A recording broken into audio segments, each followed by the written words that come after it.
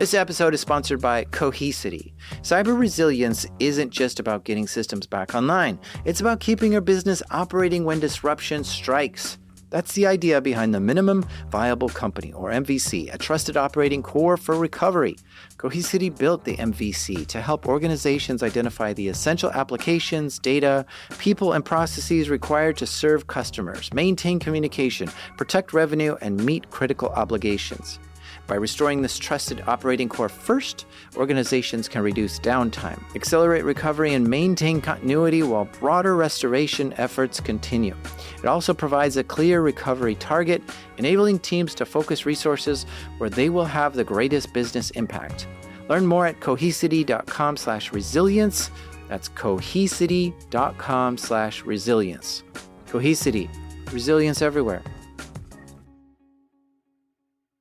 I have this theory that if you ever go to Western Union or use a Western Union, you probably have an interesting story as to why. Here's my Western Union story. This one time I had a job, and while working there, I got to be friends with a coworker. His name was Billy Ray. Billy Ray was a wild, crazy older guy who had so many stories that I didn't even know if they were true or made up or what. I would sometimes hang out with Billy Ray after work. He had an unusual way of looking at the world. He was pretty suspicious and didn't trust anyone. He had a lot of street smarts too, and he always made sure to keep an eye on me to help me stay out of trouble too. One day after work, which was payday, Billy Ray asked if I could drive him home. I said sure. We hop in my car. He says, "Hey, on the way home, can we stop by Western Union?" I said, "Billy Ray, there's nothing good for you at Western Union. Trust me, don't want to go there." He said, No. I have to send money back home to my ma in Milwaukee. I said, fine, so we drive to Western Union. I park on the street right in front. I tell him, listen, I'm going to wait here in the car until you get out. He gets out and goes in. Now, my car was a little weird. The back license plate was my legal, normal license plate, but the state I lived in didn't require a front license plate. So I'm like, well, you know what? I'm going to put a novelty plate on the front if it's not required. So I put on this license plate that said Area 51, and it looked like it was from the state of Nevada. Well, while I was parked there, a cop drove by, saw my Area 51 plate, and laughed. And then as he went by, he looked back and saw a different plate on the back. Well, the cop didn't like this and swung back around and parked right behind me on the street in front of Western Union. He gets out, comes to my car, asks about my two different license plates. I said, oh yeah, one's just a fake plate because I don't need that one on the front. He said, look, that's just wrong. Don't put a fake license plate on your car. I told him, okay, as soon as I get home, I'll take it off. So he takes my license and registration back to his police car to check if I was wanted for anything. Well, at this point, Billy Ray comes out of Western Union and comes into my car and says, all right, let's go. I said, well, I gotta wait a minute. He asks, why? I said, well, there's a cop behind us. He's like, did you do something wrong? He looks back and sees the cop coming to the car. Billy Ray starts flipping out. He starts shouting nonsense like, I knew you were a criminal. I knew from the first minute when I saw you. What are you, an axe murderer? What did you do? I said, Billy Ray, why did you get in the car when there was a cop behind me? Didn't you look first? He was upset. He got all fidgety and didn't know what to do. He asked me, should I run? How bad is this? I said, calm down. I'll sort this out. I can hear him start to hyperventilate. The cop comes up to the window, hands me my license and registration, and says, have a good day. I started to drive off. I explained to Billy that I had a novelty plate that the cop didn't like. And from then on, Billy Ray never asked me for a ride home again. These are true stories from the dark side of the internet. I'm Jack Rhysider. This is Darknet Diaries.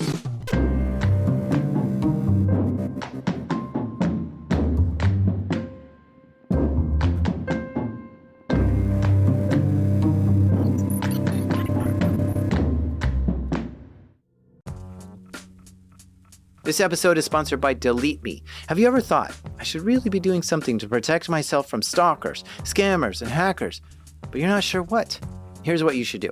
Go to www.joindeleteme.com/darknetdiaries and enter code DD20 and you'll get 20% off Delete Me. And a few years ago I signed up and Delete Me got busy scouring the internet for my name and gave me reports on what they found and deleted stuff. Take control of your data and keep your private life private by signing up for Delete Me. Now at a special discount for my listeners, get 20% off your Delete Me plan when you go to www.joindeleteme.com joindeleteme.com/darknetdiaries and use promo code DD20 at checkout. The only way to get 20% off is to go to www.joindeleteme.com/darknetdiaries and enter code DD20 at checkout. That's www.joindeleteme.com/darknetdiaries, code DD20.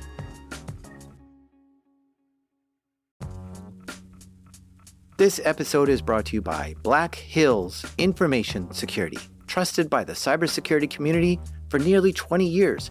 Need a pen test or 24/7 monitoring from their active SOC team? Or maybe you're ready for continuous pen testing to keep your systems battle ready. Black Hills InfoSec can take care of it all. And if you want to learn how they do it, check out Anti-Siphon Training. It's built for people who really want to hone their skills, from SOC analyst tools and methodologies to setting traps and running deception operations.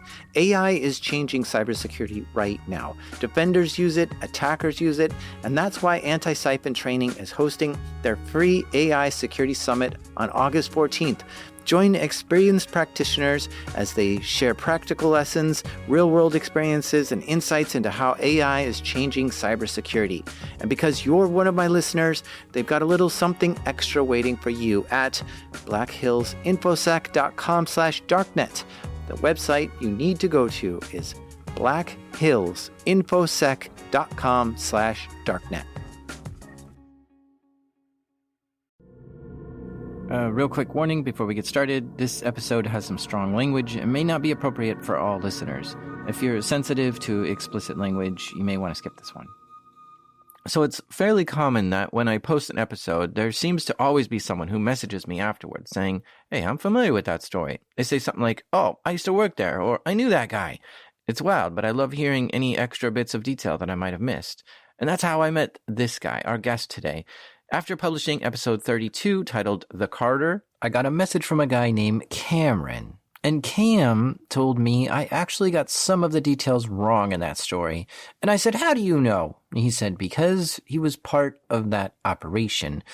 This led us to some phone calls to discuss more. It's kind of a weird situation, you know, where I'm at and everything. And the more I talked with Cam, the more I learned how crazy his story was. But I'm kind of weird about it anyway, just talking in general with certain, you know, with a bunch of people around. And then on top of that, like I was saying with the cameras and everything, it just kind of sketches me out a little bit. Yeah. I can't really feel as comfortable. You're in the yard of a halfway house? Is that what it is? Yeah, I'm actually at a halfway house. I did about right at about 8 years in prison. Oh, well, I guess you know the ending now. 8 years in prison, currently in a halfway house, which is where we talked over the phone. Now we have this train about to terrorize us. I hear it. You heard it? Yeah. It's coming closer. Yeah, you hear it, huh? You hear that thing all night long? Yes. God. They choose like the worst fucking property that they can buy. I guess, you know, it's like the cheapest. So it's always all the jails, and it seems like almost every jail, every fine establishment like this place is usually next to a train track. I just wanted to mention this train part because if you're driving and you hear like a train go by, it might be from this podcast. So after having chats with him and going back and forth with phone calls, I looked through his indictment and tried to piece together exactly what he did and who he was. And I'll be honest, Cam wasn't who I was expecting. Yeah, it's interesting hearing from you because I wasn't sure if you were going to have a Russian accent or where you're from. So I grew up in Augusta, Georgia. Let's start at the beginning, or at least back to high school. His first experience with this side of the internet came when Cam was a teenager. Cam was selling stuff on eBay to make a little money, and his eBay account got hacked. Someone sent him a phishing email, and he fell for it. He entered his password on the hacker's website and not on eBay's. The hackers then used his password and logged into his eBay account and quickly changed his password and email so he couldn't get in.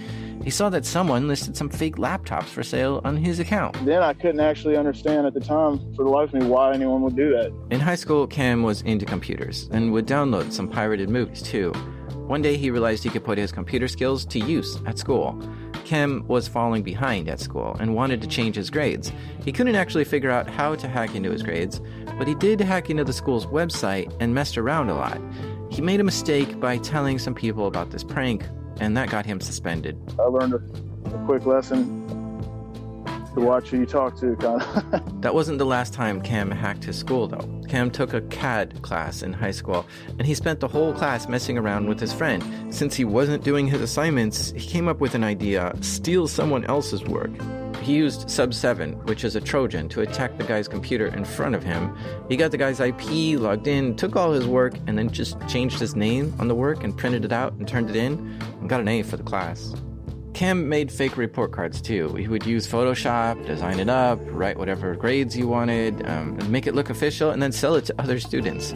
These Photoshop skills would prove to be pretty useful later on, because Cam was about to enter the world of fake IDs.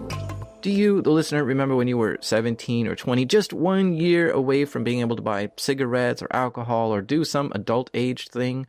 That wait is very hard for some people, including Cam. So he went online and found a place to buy a fake ID. He ordered one, and to make a fake ID look right, you have to send your real photo in. So he sent a photo of himself and got it in the mail.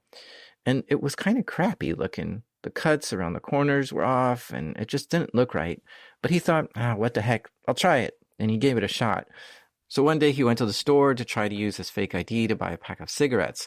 But the store didn't buy it and confiscated his fake ID. The plan failed, but by this point, Cam had really analyzed what an ID should look like and researched how all this was done and decided he could probably make a better fake ID himself. And this was the decision that sent him on a new trajectory in life. I, told myself that, I'm not going to buy another piece of crap ID. I'm just going to make one. If you're wondering how a high school kid could just decide to make a decent fake ID, you should know that Cam wasn't just an ordinary high school kid. He was deep into computers, and he started hanging around some pretty shady forums and chat rooms. He became a regular on Counterfeit Library, and that's a place that could teach people how to make fake diplomas and IDs. Counterfeit Library was like a precursor to Shadow Crew or Carter Planet or any of those forums that were around then.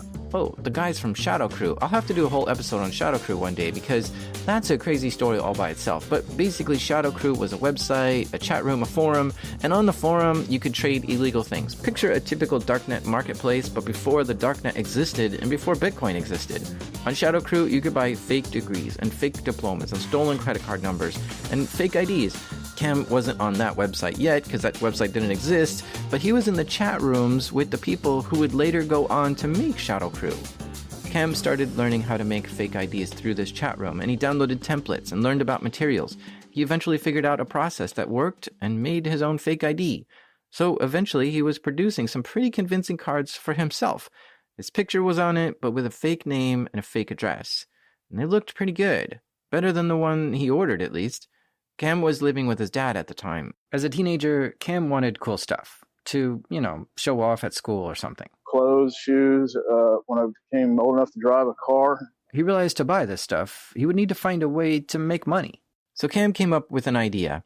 He could sell fake IDs to kids at school. He got a fellow student to be his front man, and his friends would make deals, and Cam would make the cards. You'd fill a cartridge up with an adhesive, like a glue sort of adhesive, and you could print with the templates onto the laminates, the design for the hologram. It would print basically the glue for the design of the hologram, and then you'd have the right mixture of these powders for different, whatever state would be a different mixture of gold and silver or whatever, and then you'd sprinkle it on there with stated adhesive, and now that was your holo pouch. Now those laminates would have a mag stripe on them too for California or for Texas, for the states that it applied to or whatever. His local business was going well, but Cam wanted to sell more cards and make more money. So he took his business online and started selling the fake IDs on internet forums. And something strange started happening. People were buying lots of fake IDs. Like one guy would buy dozens of fake IDs with the same picture, just lots of different names and addresses. This would be like $1,000 worth of fake IDs. Cam couldn't figure out why, but he just kind of shrugged and made them and shipped them and let the mystery go. But then one day he got a clue. One day a guy ordering a bunch of fake IDs from him made an intriguing offer. He said, I can either pay you $1,000 or I can send you 2,000 carded Western Union. Now, which would you prefer? So, of course, I've been hearing and reading about, people carding Western Union and things like that. But, I didn't realize it was the first interaction with somebody that was actually doing it, I guess. Cam put the pieces together. This guy was carding. Carding is when you use stolen credit card details to buy something, either digitally or by counterfeiting a physical version of the card. You can use these for anything, shopping online, cashing out at ATMs, or sending money to someone through Western Union. What this guy was offering is he would send Cam $2,000 through Western Union, but it would be from a stolen credit card. This is more risky for Cam because it's illegal to receive money that you know is stolen. So he had to make the choice. $1,000 in clean money or $2,000 in stolen money? I was just really curious and kind of, I guess, fascinated by all the stuff that people were talking about on there. Just kind of, but at the time, it was really all through. I didn't really believe for sure that a lot of people were really doing all this stuff. You know what I mean? Like, it kind of just seemed like, okay, for real, are they actually doing this? And it was a whole different ball game back then. I mean, things were pretty much wide open. Cam had known about carding before, or at least he'd heard of it. But one day he found physical evidence of it. He was at an ATM, and near the ATM was a plastic credit card on the ground, and he picked it up and noticed something strange. The text on it was black and blurry, and the embossed numbers just didn't look right. Cam thought for sure this was a counterfeit credit card. So I was just kind of like, wow. It kind of made me think, okay, so I guess some of this stuff really is going on, if I just found one of these on there. So out of, curiosity, I just kind of kept it, held on to it. Cam dabbled with trying to make fake credit cards himself. While making these fake IDs, he got a hold of an MSR, which is a magstripe encoder, or you can think of it as the device that writes information to a credit card. The reason I needed one at the time was for coding IDs. That was the only interest at that time. I wanted my IDs to scan. So it was Texas and California were two states I was making, and I needed them to scan, so I wanted an MSR. But at the time, they cost like $600 or $700. So I brought it up in the channel, and somebody mentioned, man, just card it. That kind of sparked my interest where I messaged him, like, what do you mean card it? This really sparked Cam's interest. He wasn't sure what they meant by just card it, but he looked into it and was able to get his hands on a full. It's basically a CVV, a card with the CVV, the expiration, but also the name, address, phone number, date of birth, mother's maiden name, social security number. So it's a full info. So not just track two. Gotcha. Yeah. So it's actually what it is. The dumps, you have the tracks of data. This is just for online purchases or over the phone or whatever. It's the account information, but also included is the mother's maiden name, social security number, date of birth. So they call it a full info. He was naive at the time and thought by just having a full, it would allow him to buy whatever he wanted. So he gave it a shot, tried to buy something, but the transactions never went through. He tried a few times, but this full didn't work at all for some reason. So Cam wasn't sure if carding was real or not, until this guy offered to send him some cash through Western Union using a stolen credit card. Now, looking back, the risk probably should have been a little more concerning, but I was just excited to do it. So, of course, I took the $2,000 and the card at Western Union. That meant Cam had to pick up the money in person. Now, Western Union is a way to transfer money from one person to another. You can call them on the phone, give your credit card details to them, and tell them who's going to pick up the money, and they'll take the money out of the credit card, and when the person comes in and presents proper ID, then Western Union will give them the money. There are official Western Union shops out there, but this is such a popular service that it's often seen in grocery stores and gas stations in the US and around the world.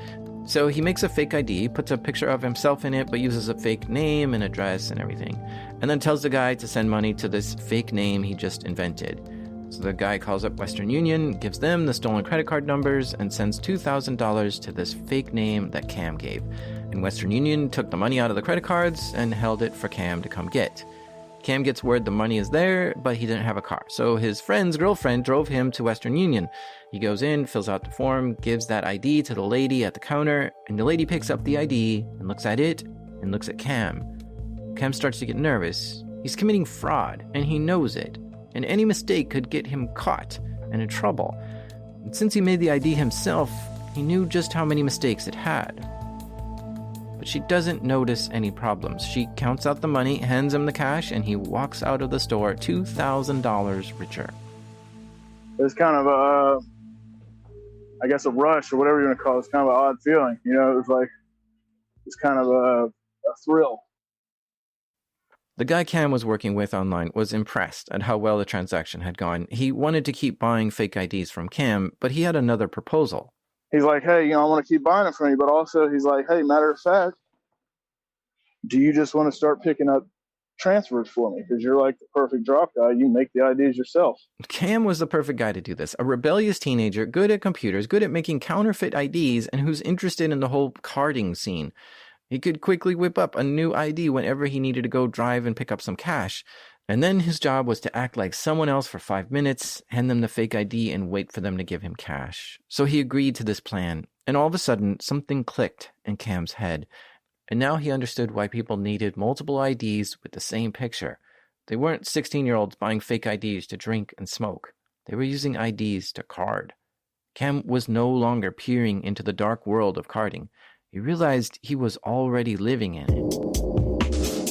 So I took the offer. You know, I said, yeah, actually, no problem. So they start working together. Cam would make a few fake IDs for himself and tell the guy what info was on the ID, and the guy would call Western Union, give them stolen credit card details, and tell Cam it's ready. Cam would then go down to any Western Union and pick up the cash. The plan was actually working pretty well. Cam started making some real money from this. Every day he worked with the guy, he made about $5,000, and that's a lot for anyone, but especially a high schooler. I was making obviously more money than I've ever made in my life because I was only in high school at the time, making thousands of dollars a day. Now, I will say that he was a little older than me, so he was more disciplined, and so he actually understood that it was something that probably wasn't going to last forever. Then Cam and the guy had a falling out. Their agreement just fizzled out somehow, and all of a sudden, Cam was back to where he started. But now he had a taste of the dark life. Cam liked the money that was coming in, and he was still selling fake IDs, but those $5,000 days were gone. Cam didn't like being cut off from this, so he decided to take what he learned and go into business of his own. The only problem was, Cam didn't have the skills to card yet. He understood the idea and the concepts of it, but wasn't sure about the means and methods to actually do it. He could make fake IDs and pick up the money, but his partner had always acquired the stolen cards and made the money transfers. He needed to get some stolen cards. He needed more credit card information. He needed help. So he turned to the place that always helped him before, the forums and the chat rooms of Counterfeit Library, which was now just about forming into Shadow Crew. And he had the skills and ability to withdraw money from a stolen credit card, but he didn't have the stolen credit cards. He turned to the forum to figure that out. And there's an option of buying them or becoming a cashier. But the problem is, people in these forums were not always very trusting. They were hesitant to work with Cam. And actually, I kind of faked it. I faked it till I made it. I just kind of said that I know how to do this. And I had a general idea of what the guy was doing that I was working with. But of course, I hadn't done it. I didn't have any experience. So I know just from reading guides and tutorials and stuff on Shadow Crew and whatnot, that I know kind of what he's doing, but I haven't done it. So I just kind of bullshit my way through it until I started advertising in the channel that I know how to do it. Cam found a couple of guys from Kosovo, a country in Southeast Europe. These guys were looking for someone like him. They had acquired a lot of stolen credit cards. Who knows where they got them, but they were looking for anyone online who was willing to be a cashier. Someone to take these stolen credit cards and figure out a way to pull money out of them and then keep half of that and send the other half back to the guys in Kosovo. So somebody hits me up, like, hey, look, we want to try you out. The Kosovo guys give him a test. They send him the full details of 5 stolen credit cards. The plan was that Cam would cash out on these cards and send half the money back to the guys in Kosovo. Cam did some research on the best way to try to charge these cards and gave it a shot. His plan was to call Western Union and give them the credit card details over the phone and try to send money to one of his fake identities. He tried to get cash from the first card, but that card was declined. Shoot, he hung up the phone, waited a while, and called back and tried another card. But that card was declined too. The third card was declined, and the fourth card declined too. Shoot, this wasn't working. He was worried that if all 5 of the cards were no good, then it might make him look bad. Because what do you tell the Kosovo guys? That all the cards were bad? Would they even believe you? Or would they say, no way, we gave you good cards, man. You must have just cashed them out and kept the money. And they could ruin his reputation. Cam wanted to work with these guys, but their cards were not working. He crossed his fingers and tried the 5th card, and to his surprise, it went through. He was able to send $500 through Western Union to one of his fake names. I went, picked up the $500 myself, and made a decision just to send all of it to them and say that that was actually for 2 orders. You know what I mean? I kind of bullshit my way a little bit, saying that 2 of them had worked out, 1 failed, or whatever it was. I didn't know that somebody actually being straight up and legit with them, period, was a huge, valuable. Having somebody in the United States, obviously it grabbed their attention, because back then there was a huge problem, especially on these IRC networks, with ripping. It's just people just running out, they just say they're going to do this, they never do it. So obviously these people anticipated that. They thought that was what was going to happen. Finding good cashers is hard. Some cashers suck at what they're doing. Others take the credit card numbers and cash out and just keep the money. It's hard to build trust in these circles. People with huge amounts of stolen credit cards need a large network of cashers, but they don't want to send a ton of cards to the first person willing to do it. They need to find people who are smart at getting money out of the cards and are honest about sending back their cut of it. And so when the Kosovo guys saw money coming back from this first round, this made them happy and were willing to send Cam some more cards. And so Cam would continue to cash out on the new cards and send back half the money to the Kosovo guys. And the Kosovo guys became really happy with Cam. So now they're going to flood me with whatever I want. So it was a good decision on my part, because now I have absolutely no problem with getting cards, because they give me literally whatever the hell I asked for. Once Cam would get the cash out of the cards, he would send half back to the guys in Kosovo. To do this, he used a service called eGold. This is basically sending money through the internet, because Bitcoin wasn't a thing yet, so this was an anonymous way to send money. Cam's business was starting to shape up. He was getting tons of card details from the Kosovo guys and cashing out stolen cards as much as he wanted all day long. He pretty much had an unlimited supply of cards, and he could keep half of whatever he took out. He became so successful, he started expanding that business. Soon he had people doing pickups for him, and he was learning new techniques, and he figured out ways to social engineer some of the banks connected to the cards. And he would call the bank, and he would pose as the actual card holder and get the bank to switch phone numbers to his burner phone. His trick was to use the address of abandoned houses and switch the address and phone number to that. This way, if any potential fraudulent charges were flagged, the bank would call his number to confirm, "Did you make this charge?" And he would say, "Yep." And the money would go through. But nowadays, this wouldn't work. Nowadays, they got flags for an address being changed within 30 days, or things like that. I think that's because someone ruined it. Right. Somebody, I don't know who the hell. Now, all this time, Cam was still doing all this through Western Union. He would call them on the phone, give them the card details, and they would charge it and make it ready for him to pick up with his fake ID. And he would sometimes go to the same place to pick up his money a few times, and he did try to go out to different places, which meant sometimes taking a road trip and visiting Western Unions far away. But Cam knew it was also possible to take money from these cards by just using an ATM to withdraw money. The only problem was he didn't know how to do that. To start, the ATMs require a physical plastic card. Cam had dabbled with this in the past, but never did figure out how to get these cards working right. So how do you get the card details printed on a physical card? At the time, there weren't very good tutorials on how to do that. The people who taught him seemed to just be guessing on how to do it, and it's really quite difficult. See, on a credit card, there are multiple pieces of information. A card has track 1 data and track 2 data, and in these tracks is the information that machines need to process the card. Then on top of that, there's CVV1 and CVV2 data on a credit card. Now, one of these is only in the magstripe data, and so the only way to get it is to actually scan the card and see what's there. So unless you have that, this gets really hard, but not impossible. But this track data is obfuscated and confusing to figure out. It's encoded in a weird way, and it has lots of extra bits and characters which mean different things. So even though he had the credit card data, he needed to figure out how to encode it properly to be functioning track 1 and track 2 data when it gets swiped.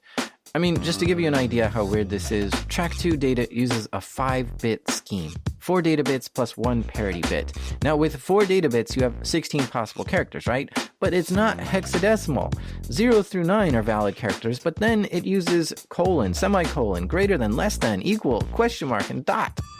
So yeah, figuring out how to get these characters written into the card properly is tricky, but Cam wanted to figure it out, so he started getting supplies. Getting the blank credit cards and the card reader is easy. Anyone can buy this stuff on eBay, and even Amazon sells it today. But the expensive and tricky part is the software used to write the cards properly. So Cam spent hours trying to turn his blank cards into real usable credit cards. He'd try a few different cards and write stuff on them, and then drive to an ATM and swipe them, but none were valid. And so he'd go home and try some different methods of writing the data to it, and then drive to the ATMs and try again, but it never worked. The machines always gave him errors. Cam was getting pretty discouraged about this and was about to give up. Until one day, he put his card in the machine and it recognized it, and it asked him how much money he wanted. And he asked for the max amount of money, and it just shot out at him. It worked. I used to always remember the kid off the movie Terminator 2. Remember him pulling money out of the ATM machine or whatever? Withdraw $300. Come on, baby. Come on. Yes. And some 20s flew out in the little tray. So, I mean, the first time that happened, it was like, holy shit. You're taking some numbers that basically just came off the internet. You know what I'm saying? From then on, cashing ATMs became a regular part of his routine, but it didn't always work for him. The encoding was still not right. Something wasn't perfect. When you go to do these pickups at Western Union and this one at the ATM, are you wearing disguises, or do you do it at night, or do you have a trick? No, I mean, no, I would obviously wear like a hat and, some basic stuff like that. But what I learned actually over the time is the cameras don't really matter that much, especially if you're out of town. Now, the reason I say that is because surprisingly, a lot of the times, I guess it's never reported. It's like how I was saying, I'd go back to the same Western Union a lot. And the guy still to the day, at least right before I got locked up, would still say, hey to me, how you doing? How's business going? Stuff like that. And I mean, over years, I picked up and also sent God knows how many. Like I used to send a lot of money too, Adam, but also pick up a lot of money. So I don't know how many times I picked up, and then with different names, all sorts of different names and IDs and shit. I mean, he still recognized me and would still say, hey, how you doing? I mean, it was. But if you go to the same Western Union shop every day and pick up $1,000, do they get suspicious? No. Yeah, right. Now, no, obviously you can't do that. But I will say this. I went to tons of them over and over again. And I would, for whatever reason, never hear anything about it. There was one in particular, and I always thought it was funny because I've been in there with so many different IDs, so many different names. I had some bullshit story, of what I would throw it in there while I'm doing it, to kind of make it a little easier, like, to kind of smooth it over a little bit so it didn't seem suspicious as to why I'm getting all this money. A lot of it was like stories about outsourcing web development to Kosovo, just bullshit. Cam keeps getting cards from the guys in Kosovo, but at this point, he's experimenting with buying his own dumps. But then he got his hands on one thing that would open up all kinds of new opportunities. Actually, somebody came along on RC and made a deal to me. It turned out it was, I guess, I don't know if you call it a scam, but it was somebody being pretty slick. Okay, they were selling a program, and the program was called DC.exe. Now, DC.exe was just a real simple little script that, looking back at it, I mean, it was compiled. It wasn't a script, but I mean, all it did was had a couple simple functions, apparently, to read an input file, and spit out an output file. This was the magic software used to format the data so the MSR could write the track data to the card properly. Cam found out later it wasn't so magical, but at that time, this was the missing element to his operation. This would allow him to write stolen credit card data onto blank credit cards more effectively. All it did was just do a couple little operations to the track, added the tracks to it, automated the process basically. Mm-hmm.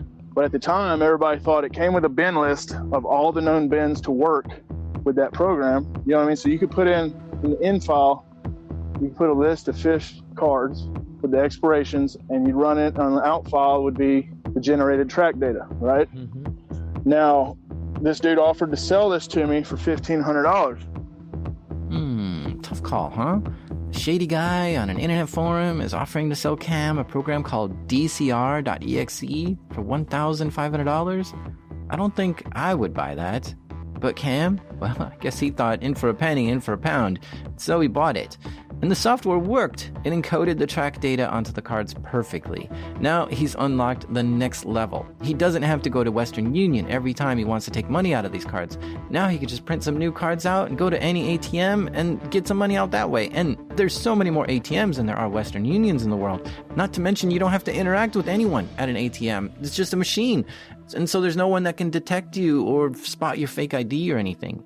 His possibilities just exploded. And Cam rode that explosion. He printed up fresh stolen cards and would drive around to different ATMs just taking money out wherever he wanted. It was kind of magical. You weren't growing more nervous. You were actually getting more confident and brave. Right. That's kind of what happened. I guess just because you get a little more, like I said, man, it's nothing I really am proud of doing. It's not something I like bragging about or nothing like that, but it's just kind of how it plays out. And also there's kind of an element to it where on the forums and your reputation on the forums and online and stuff, to where you've got this brand name, you get to where you keep pushing it more and more because you want your reputation better, you know what I mean? Or you don't want to let somebody down that you're dealing with or whatever. Shit got deeper and deeper, and drugs didn't really help. He was now deep into the carding scene, buying thousands of card details at a time, printing them out on cards and cashing them out at ATMs. He had some people he knew help him do some of the cash outs too. He started buying his own card dumps online, so he wouldn't have to send half back to the guys in Kosovo. And actually, he just stopped dealing with the guys in Kosovo altogether. He was getting involved with so many different things and trying to learn how to make more money and be more efficient all at the same time. This was turning out to be a really profitable little operation. At 18, Cam bought a new Jeep Cherokee. But one night he partied too hard, got really wasted, and tried to drive home. He ran off the road and wrecked it. He hardly remembers anything from that night. But soon after that, he bought a BMW, and then later on he bought a Mercedes. He was riding high, standing tall. At this point in the operation, Cam's system was pretty dialed in. He would buy card details in bulk online and use different methods to cash them out. He was pretty self-sufficient. But not all dumps are the same. Good ones are harder to find. So he decided to start stealing credit cards himself. He found someone who would teach him how to fish. And I mean fish as in P-H-I-S-H. The guy was teaching him to send phishing emails and getting people to click links that they shouldn't be clicking. And he gave Cam a list of people involved in spamming and phishing. It was like an instant messenger buddy list or something. I mean, with a gold mine of contacts now. If you were phishing, this is the ultimate contact list, because basically it's got all the people selling all the lists of email addresses, targeted email lists, proxies for spamming tools, spamming software. I mean, everybody that's really serious into spamming, this is a good contact list for it, right? Mm-hmm. Cam's phishing scam was to tell people they needed to update their account details on PayPal. The link would take them to Cam's website, which looked exactly like PayPal, starting with the login screen, and then it would ask users to update everything in their account details. First name, last name, address, phone number, credit card number, expiration date, and heck, you'd even ask for a date of birth or a social security number sometimes too. And then when they'd hit enter, this little PHP script would save all those details and send it to Cam, but then redirect the user to the real PayPal website. So Cam was working with spammers and phishers to send out tons of emails telling people they need to come check their account or their auction is ending soon. Anything to get them to log in. And a certain percentage of people would open the email and click on the link and go to Cam's fake site and enter their username and password. And with that, Cam would have their logins to PayPal and eBay. Now, to run a scam like this, you need a web server to host your fake website. And Cam had a clever trick for getting a website that wasn't linked to his name. We just find some popular little public exploit at the time for Apache or whatever it was and scan a bunch of IP ranges until we found some, automatically just exploit a bunch of little web servers or whatever that were just some bullshit server somewhere that wasn't doing anything. So it's interesting that you use someone else's hacked server to do all that. That's kind of a brilliant step. Basically, I had a little better edge on it and was able to do a little better. And especially when we targeted some of the ISPs and stuff like that. Here comes this fucking train again. You don't really know. Jeez, man, that thing just blows it.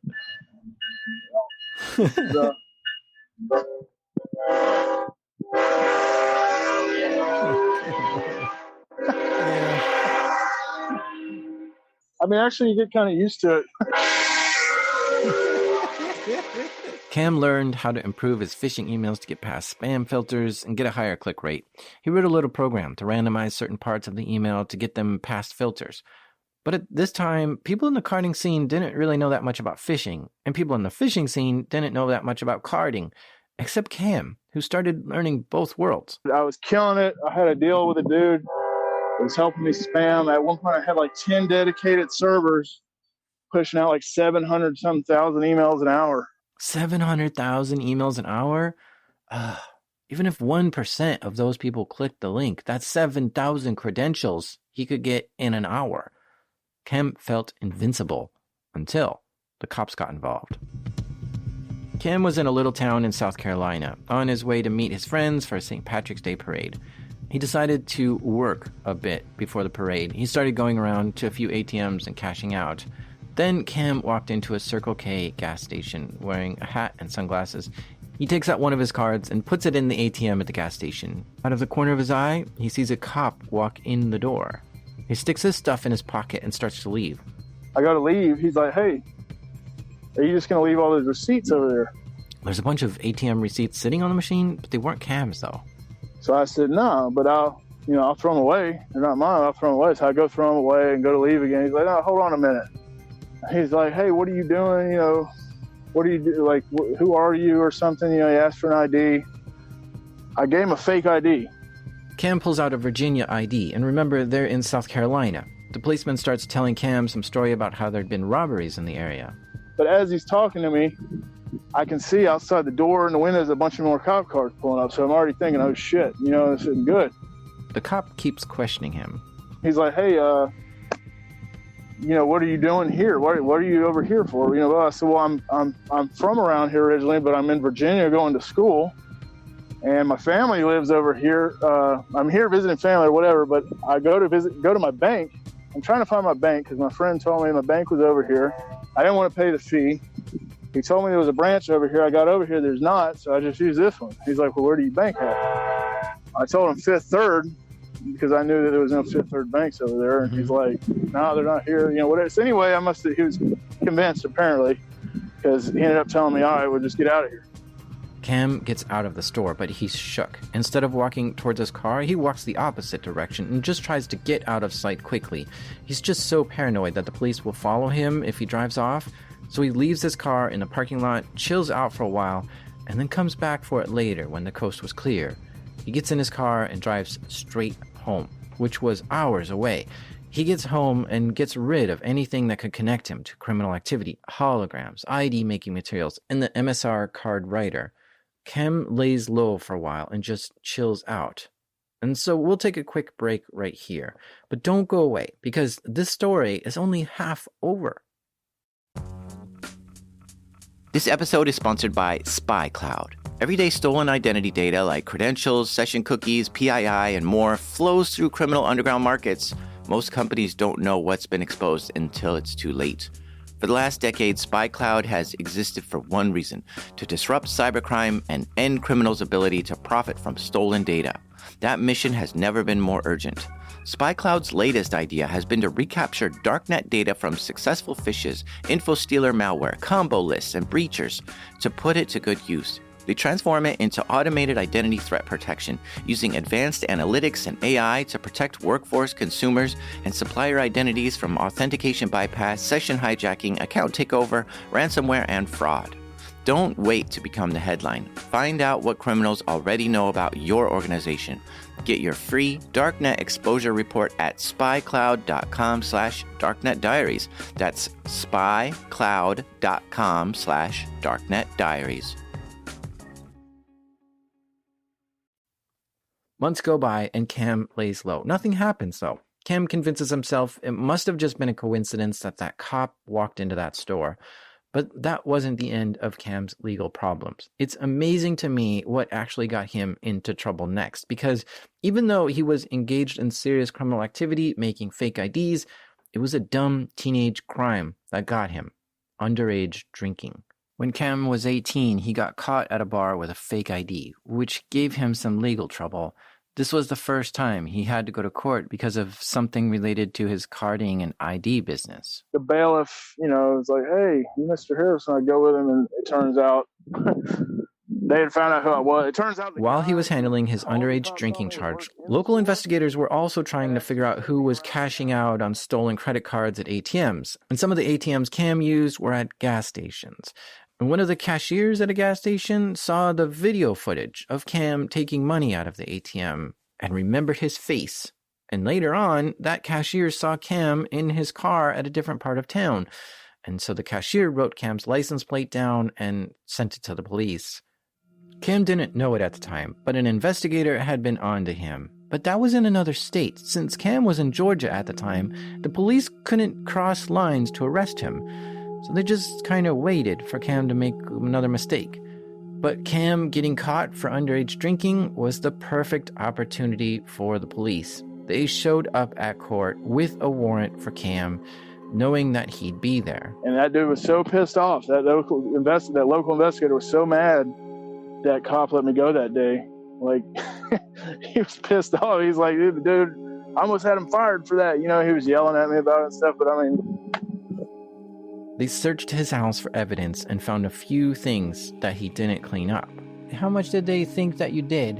How much did they... They thought it was just what they found at my house and stuff. Like, they didn't think...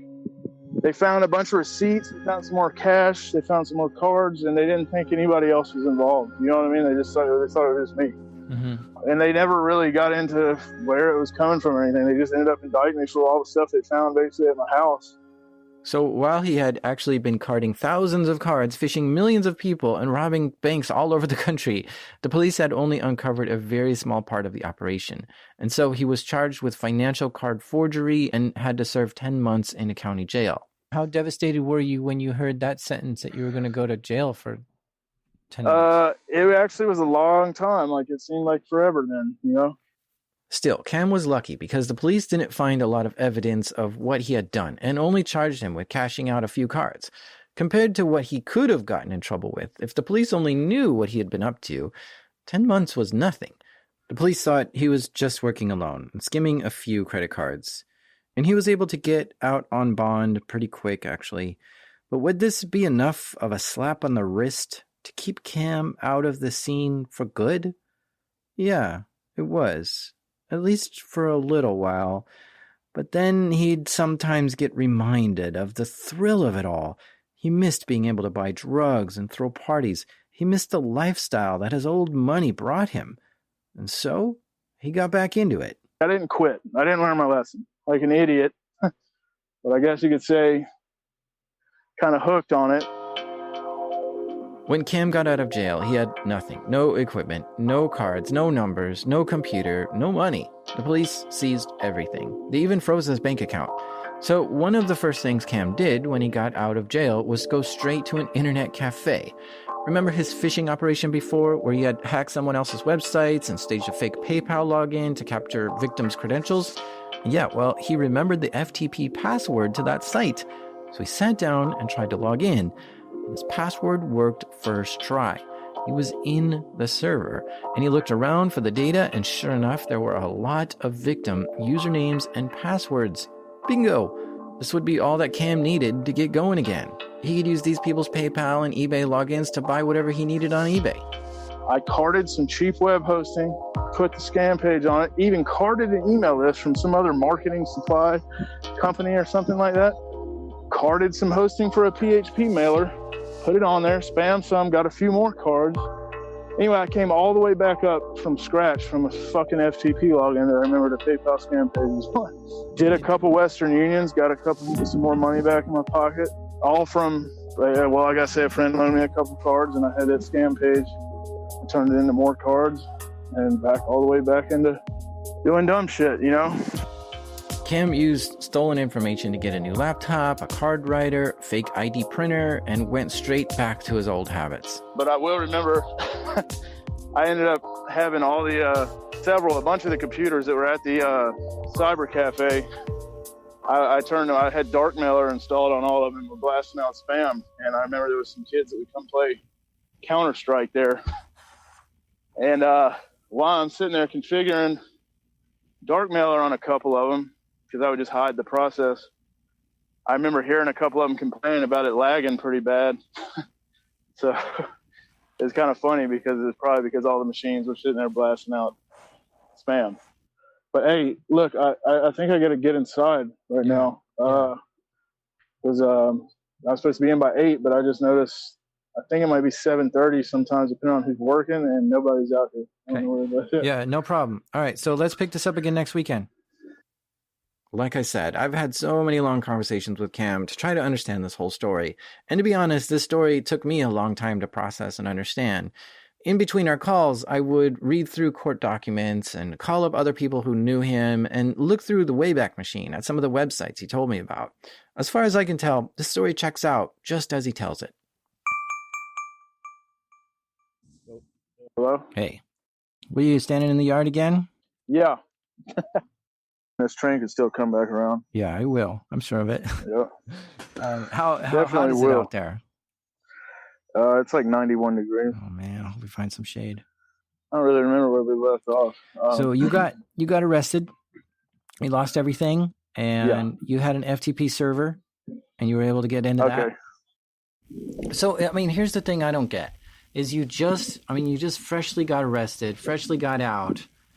Why didn't this teach you a lesson? Why didn't you stop then and say, okay, yeah, that's too dangerous. I don't want to go back to prison.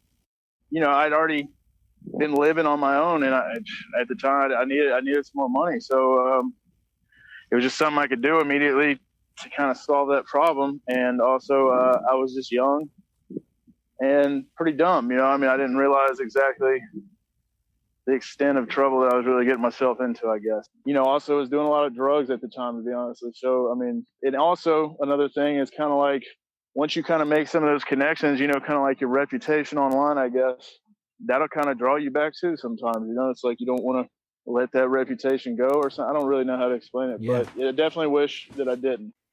Cam had fully established himself once again. He was buying cards, cashing them out, and making money right and left. He even took it further than he did before. Now, at that time, I wasn't doing a whole lot of it myself. I had some other people involved. I still would do things a little bit myself from time to time. You get to make more of the money if you do it yourself, but also I guess it was kind of a excitement to it or something like that kind of goes along with it. Cam remembered how his old operation was going well. He was able to make fake IDs and get stolen credit card data, but didn't like having to split the money he cashed out with people who gave him the stolen cards.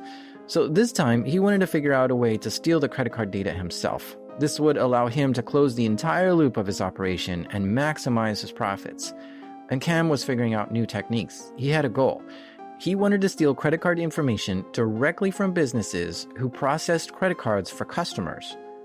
He had watched how others had done it before him and jumped into the game. First is to identify businesses who process credit cards. Now, he didn't want to target big businesses because they're typically more secure. If you want to keep your site from getting hacked, one thing you can do is just make it harder for criminals like Cam. It's kind of like being chased by a bear, right? You don't need to be faster than the bear. You just need to be faster than the other person who you're running with. So Cam didn't even try big businesses. Too hard, he thought. But what about small businesses, locally owned restaurants, barbershops, coffee shops, bakeries, stuff like that? They might not have done a thing to secure their network. So targeting them might be easy like grabbing low-hanging fruit. He would drive around and find potential targets and go in and see if they had free Wi-Fi. And if so, he'd sit down and connect to it. One thing I'd do is we'd have somebody go to a business and get the public IP address if they had free Wi-Fi or something like that. Now I know that either that system or something close to it might be their processing system. You know what I mean? Because so now that IP, I'm going to scan that whole range. Some small shops didn't separate their guest Wi-Fi traffic and their cash register system. So while inside the shop, he could scan around for all the computers on the network, find a machine that might be a cash register, and try to get into it. Once we found like an IP range, use Nmap or something to scan and find out what open ports were there. Now, one port in particular he was hoping that was open was 3389, RDP. That's the remote desktop port. If this port was open, it meant that cash register allowed remote connections to it, probably so someone can remotely connect to it in case there's a problem with the cash register. It's a lot easier to fix it if someone can just get into it remotely versus having to send someone on site to take a look. So this is what Cam was looking for. RDP open on cash registers. And after visiting a bunch of stores, trying over and over, eventually he got into one at a barber shop.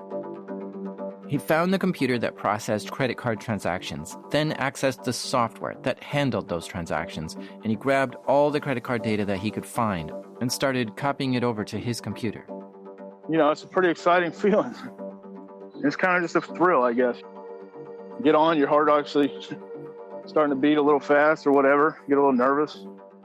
There's RDP brooding tools. So you could put in, I can't remember, there's like, I think Hydra was one of them. Ah, right, Hydra. As a defender, I hated Hydra. It was persistent, relentless, and scary. Here's what it does. Hydra is a brute force password guessing tool. It's free. You can search for it on Google and download it and start using it in minutes.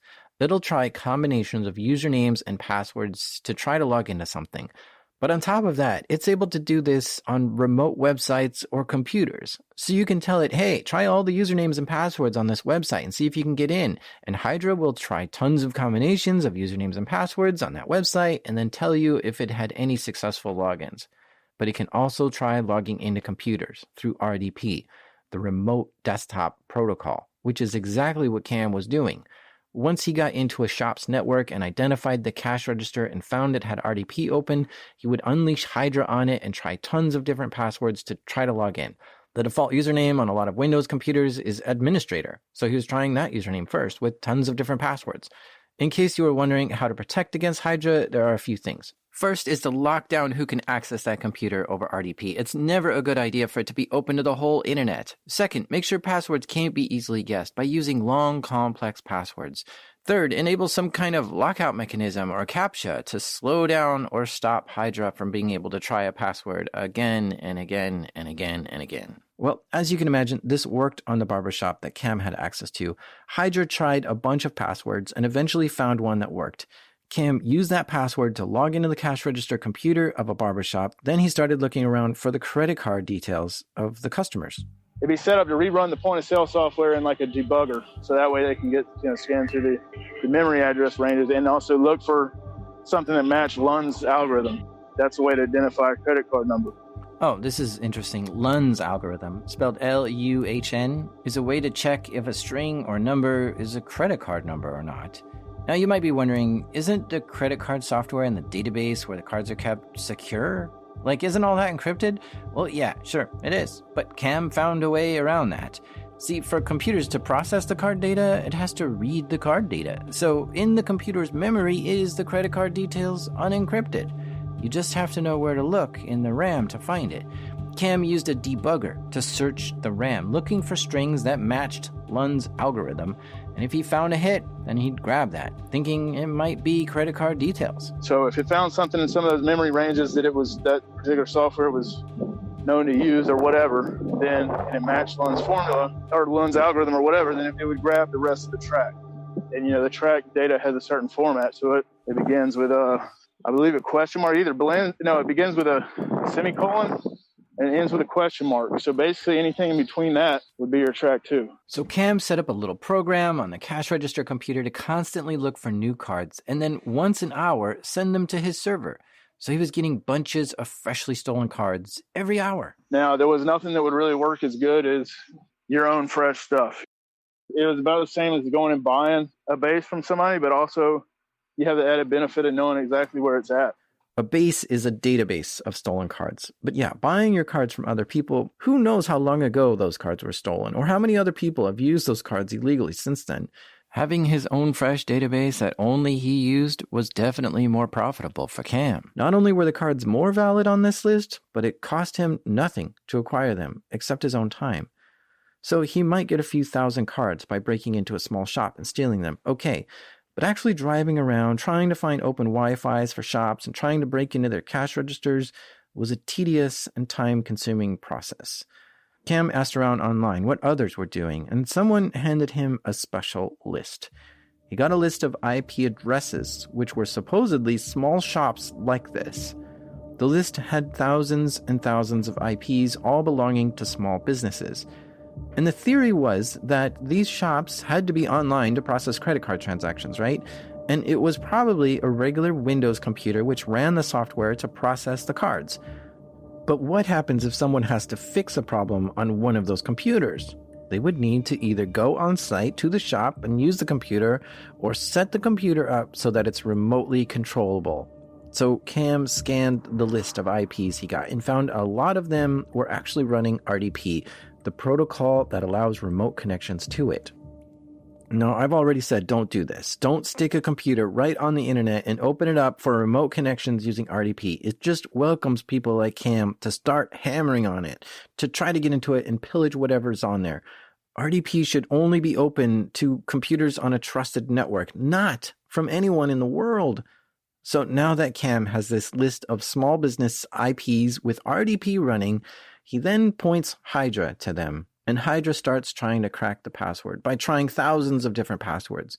But there was also a list he got with the default usernames and passwords for each of these point-of-sale systems, just in case they didn't bother changing it from the default. He would point Hydra at one of these computers with RDP running and just let it run all night, trying different passwords.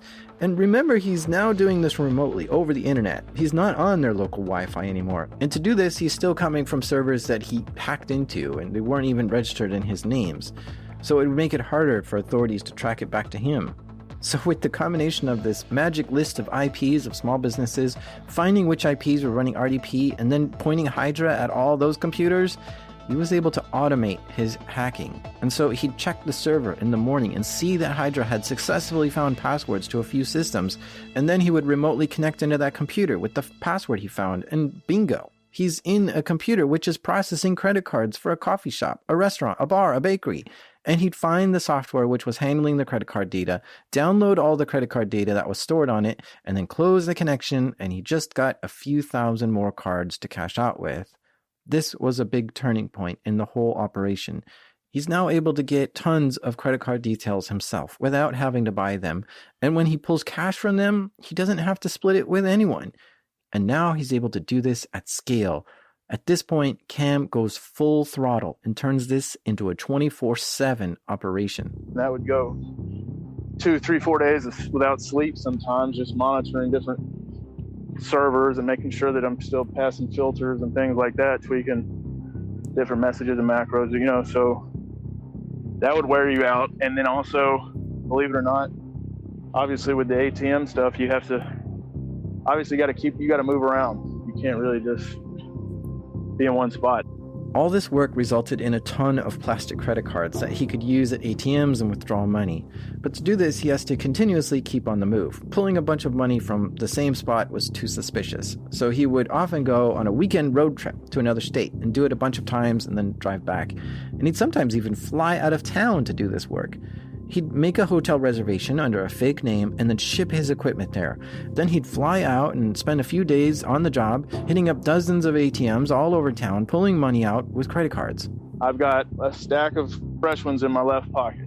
Now, as I'm working them, I'm putting them in. I'm running now. Usually I try to stick to certain machines even, because after a while you get to learn the different makes and models, and you get to realize which ones are on like a network or which ones are on a dial-up. And then also machines themselves have a limit. So you're trying to do as much as possible, as quick as possible. So you obviously prefer the network machines, and you prefer the biggest limit you can get on the machine. But also, I wasn't a big fan of the ones that are actually at banks, so I would try to stick somewhere in between there. So some of the smaller private ones that are inside stores or different locations or whatever, there was usually some cheaper ones that were dial up and they're slower and they have maybe like a $200 or $300 limit, or there was some faster ones that had a $500 or $1,000 limit. So you were able to kind of maneuver a little quicker. All right, now you obviously can't stand at one machine for like 20 minutes or 30 minutes or nothing, right? I mean, it's pretty common sense, but you want to be able to do the most in the shortest amount of time.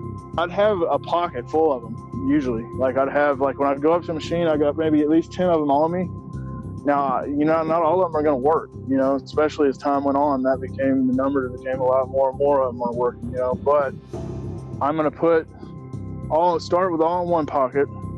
If one of them didn't work, I'd usually put that in a back pocket. And if one did work, I'd usually take the receipt and the cash that came off of it, wrap it around the card, and put it in my right pocket. How many ATMs do you think you would hit in a busy day? Well, it's like I guess some of it doesn't really matter now because like I get kind of paranoid of like some of the numbers. Okay, we don't have to get into it. But no, it's cool. Like, okay, I'd say this doesn't really matter at this point because okay, the most we're talking pulling like 100 and some thousand a day. You know what I mean? But you got to figure it got to where that's like 20% is my number. Cash withdrawal limits restarted at midnight, so he'd usually be up till then so he could cash out on that ATM twice. And then he'd go back to his hotel, dump out all his cash on the bed, and reorganize. I'd usually spend 2 or 3 days at least doing it. And then by the end of the third day or whatever, I've made a nice chunk of money, but also I'm pretty worn out and sketched out and tired of, dodging everything that comes along with that. There's something hypnotizing about a large amount of money. I can just picture Cam sitting on one of the beds in his hotel room, staring at this pile of money on the other bed, where the slow reality hits him that he did it.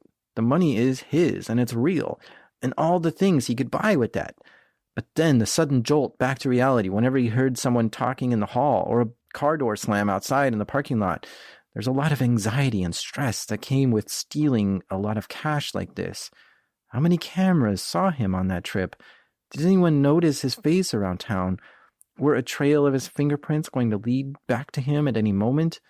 The duality of simultaneously feeling rich and in fear gets to a person.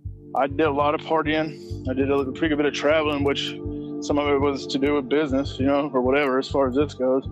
And drugs.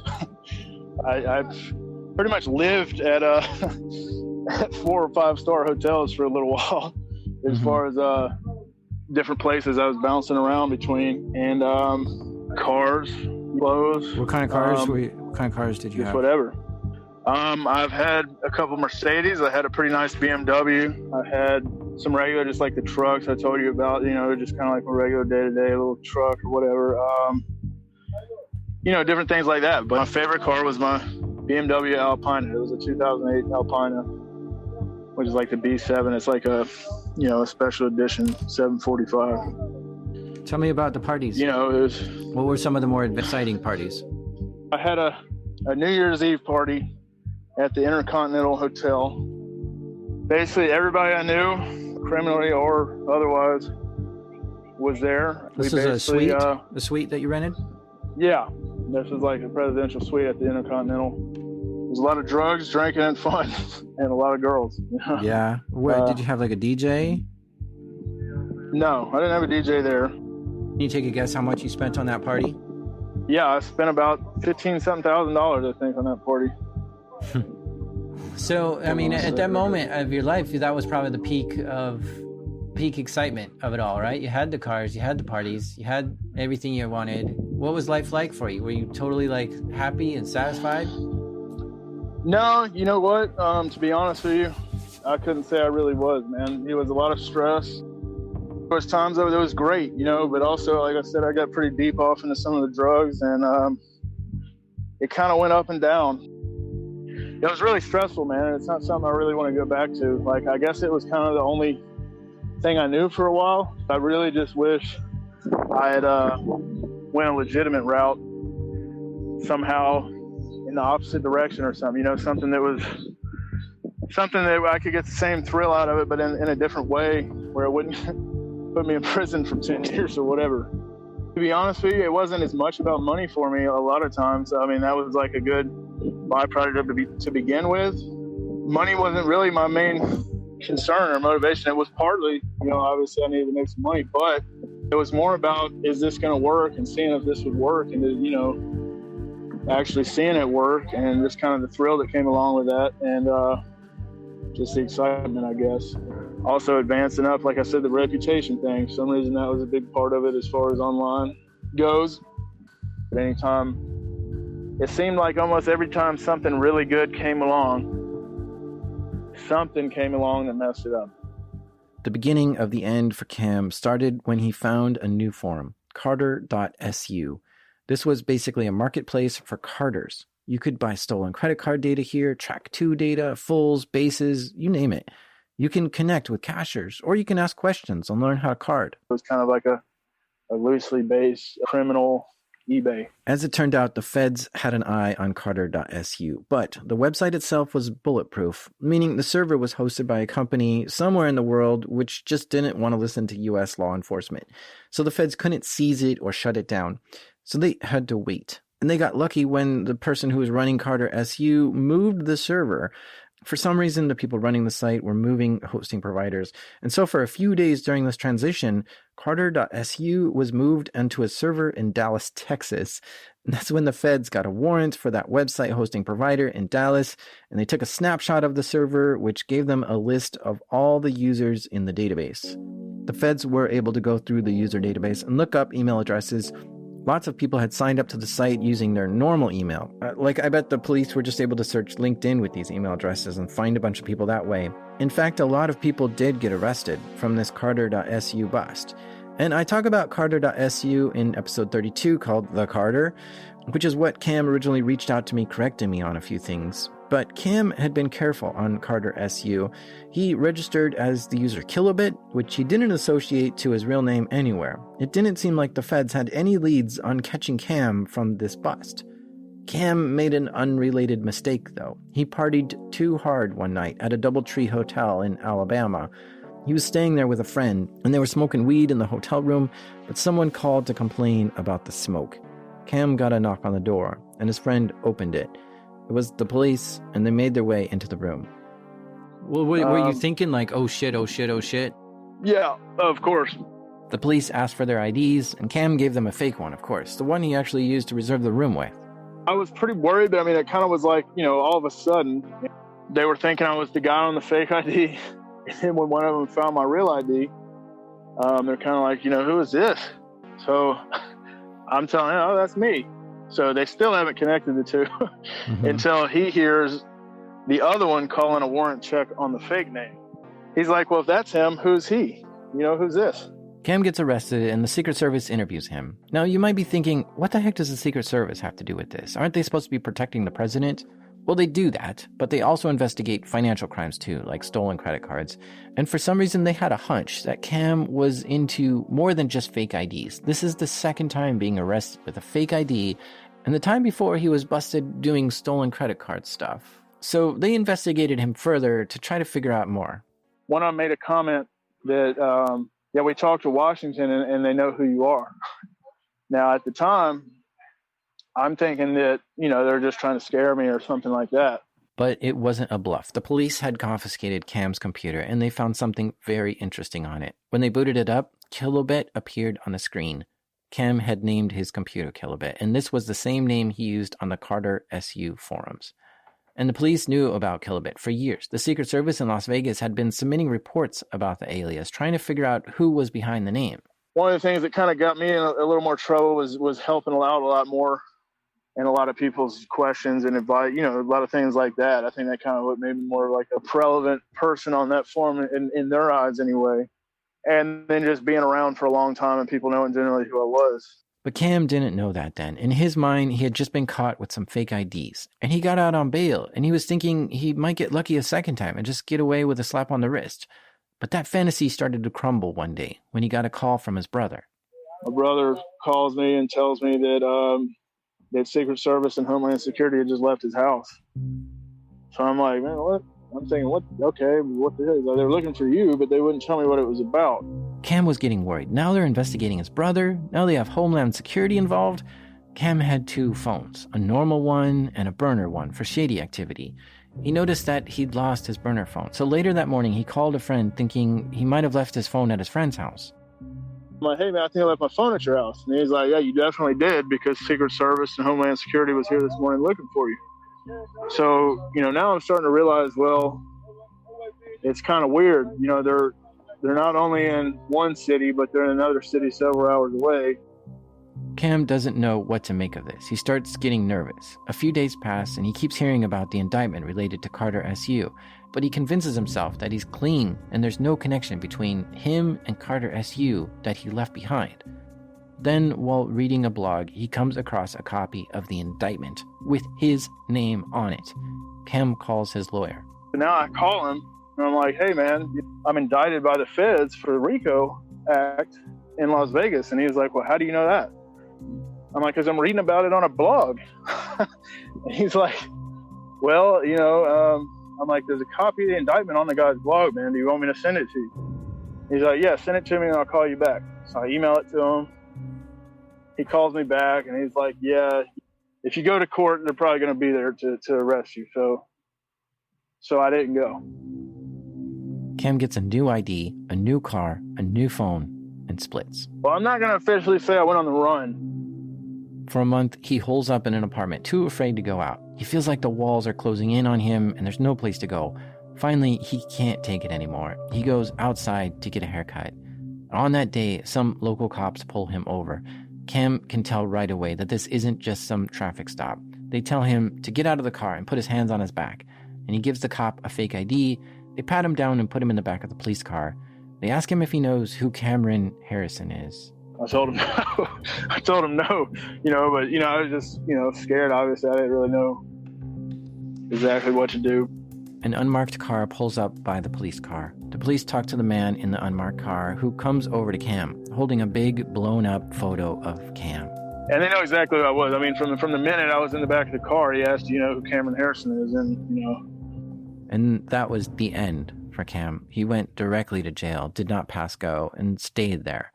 They had quite a lot of evidence on him. They knew about all his activity on Carter.su because they had his computer too, and all the equipment from his house. The prosecutors knew he had broken the law, but they were trying to figure out exactly what he had done and how bad it was. Helping criminals on forums is not that bad, but breaking into small businesses, stealing credit cards, printing them, and going town to town draining every ATM in sight certainly is. Would the feds be able to figure out that he had stolen all these credit cards himself and done all that work? He wondered just how much the courts knew about him. Do you know how much you may have made from all this illegal activity? Like in total, did you make $1 million or more? I mean, that's kind of a topic that isn't something I like to say a whole lot, like, in public or whatever. But let's, I guess you could say I did pretty well. I lived very nicely for many, many years, which with no worries, I guess you could say. Yeah, I don't really want to put a whole number on it like that. It was really hard for the police to sort out what they were dealing with here. The roll-up of Carter.su identified a lot of criminals, so Cam's indictment had 39 other people on it, including him. Tons of people on that site were trafficking and cashing out on stolen credit cards. Tracking every card, trying to figure out how much was stolen was a mammoth task for law enforcement. But they came up with a number and decided that everyone on the indictment has to pay $50 million in restitution, because the feds claimed everyone was responsible for the group's activity. How are you going to pay $50 million off? That's a good question, man. The $50 million was determined because the courts decided the entire group of 39 people had stolen $50 million from credit cards. Because some of the people in the indictment were stealing the cards, and some of the people were selling the cards, and some of the people were cashing out of the cards. And that's why there's a lot of overlap. It's hard to determine how much this person did or that person did, when really it's when they got together collectively is when they were able to steal the most. The sentence came down for Cam. They found him guilty of RICO. That's participating in racketeering, influence, and corrupt organization. Because Cam had cashers himself and was making fake IDs for people to use to pick up money at Western Unions and ATMs, it meant he was organizing some of this, which means harsher penalties compared to just taking part. He was found guilty, and the judge sentenced him to 115 months, which is 9 years, 7 months. He was able to get out after 8 years and then go to a halfway house, and he still has to pay back that $50 million in restitution. Prison gave Cam a lot of time to think about what he did. At the end, I would have been a lot happier, probably doing something legitimate. It wouldn't have been too much trouble, and I wouldn't have kind of tarnished my chances at any of that as bad as I have now. Also wouldn't have put a lot of people through a lot of stress that I wish I hadn't, as far as family and stuff like that goes. Now, at the time, you don't think about that as much when you're that young, I guess, and also when you're in the middle of doing things like that, but when you're sitting in prison for several years, you definitely do. Cam went to prison in 2012, and he spent 8 years in there. And now he's out, or at least halfway out. I called him while he was at a halfway house, but now he's living in his own apartment. What are your future plans?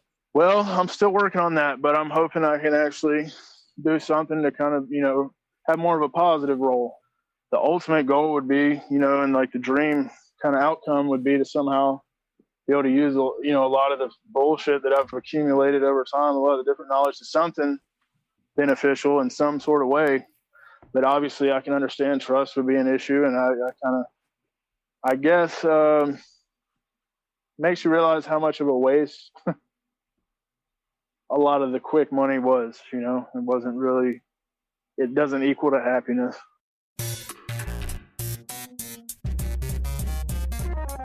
A big thank you to Cameron Harrison, aka Kilobit, for coming on the show and telling us your story. You can follow Cam on Twitter. His name there is Cam Says This.